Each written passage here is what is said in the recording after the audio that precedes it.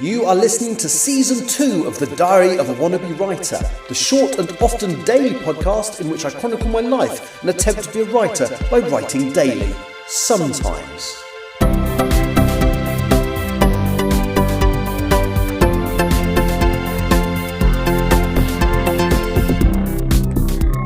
Hello, today is Thursday the 10th of July 2025 and you're listening to The Diary of a Wannabe Writer.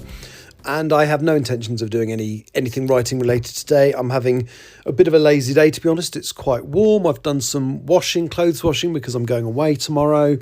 So I thought I'd bore you rigid by talking a little bit about one of my favourite topics, and that's Doctor Who. So over the last few months, I've gone back to the beginning, to the first episode that was broadcast in 1963, and I've been slowly watching them. I haven't been watching them like every day or anything like that, but just in occasional bursts. And one of the barriers to watching the original series of Doctor Who, particularly the first 6 years, is that of the approximately 250 episodes that were produced in those first 6 years, because they did 40 to 45 a year in those days, which was a lot more than obviously they produce now, admittedly only 25-minute episodes, but even so.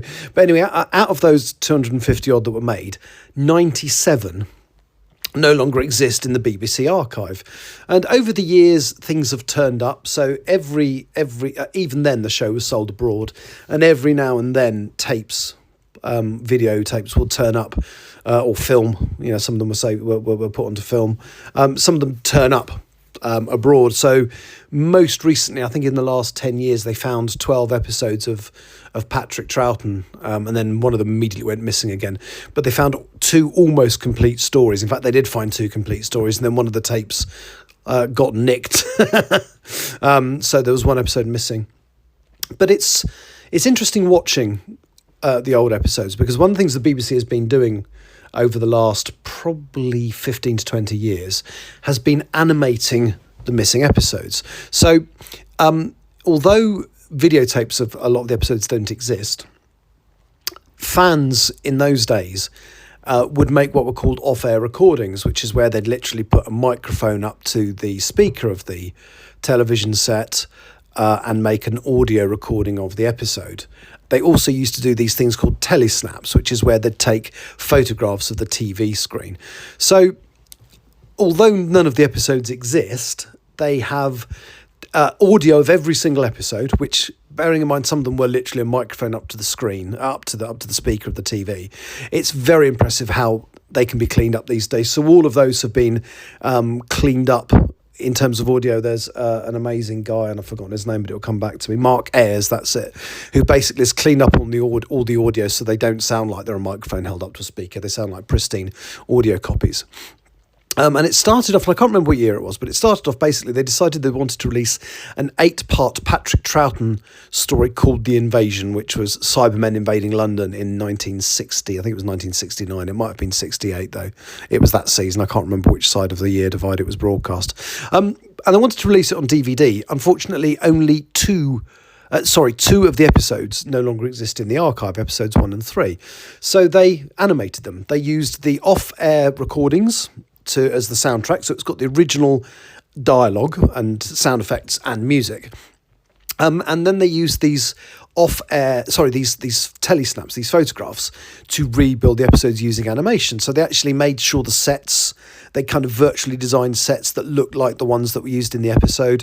And so finally The Invasion was released, all 8 episodes with 2 of them animated, which is pretty cool. They did this on some other partially complete stories. There's a 6-part Patrick Troughton story with the Ice Warriors called The Ice Warriors. That was done. There was a 2-part story called The Moon Base, which was Patrick Troughton's first time meeting the Cybermen. That was only a 4-part story, and 2 out of the 4 were missing. And so they started basically completing the stories that had missing episodes using the original soundtrack. And then a little while back, somebody decided it would be a good idea to try and animate stories that were wholly missing. And again, they had snaps, so they knew what it should look like, and they had the audio. So they did a story which was Patrick Troughton's first story as the Doctor, called The Power of the Daleks. And they actually, we were into the Blu-ray era by then, so they did 2 versions. They did a black and white version and a colour version, both in HD, both, in widescreen letterbox format. And they were pretty cool. And they carried on doing missing episodes and stuff like that.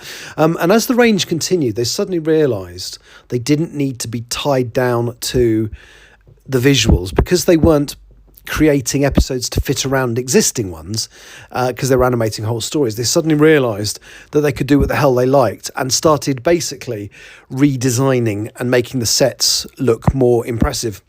Now, I have a little bit of an issue with this. Personally, I preferred the ones where they stick to the original design elements and tried to make them look like as close as they could to the existing episodes. But we came to another Patrick Troughton story called, which one was it? The Underwater Menace.